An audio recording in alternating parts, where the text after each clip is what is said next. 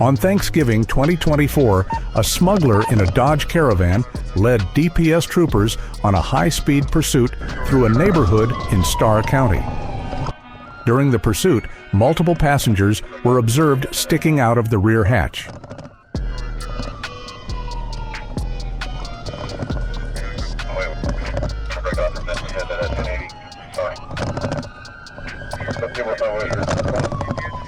Southbound Ash Street from 4th Street. It's going to be a silver in color minivan. It's going to be pretty loaded.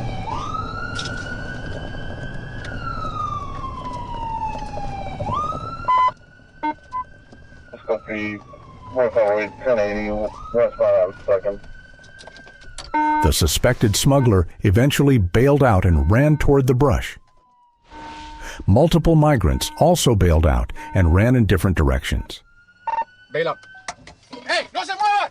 No se mueva! No se mueva! Your 220 is like 20 plus bodies on the road. Al piso!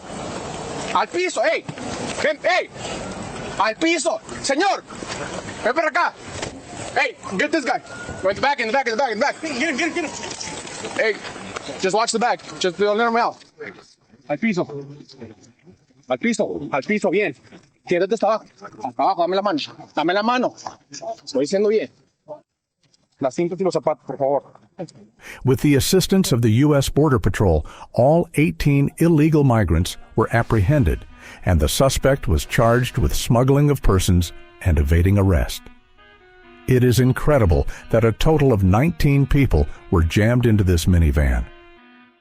Human smugglers frequently endanger the lives of undocumented migrants by transporting them in cramped and unsafe spaces. Smuggled migrants are often treated like prisoners at the mercy of their captors for their safety.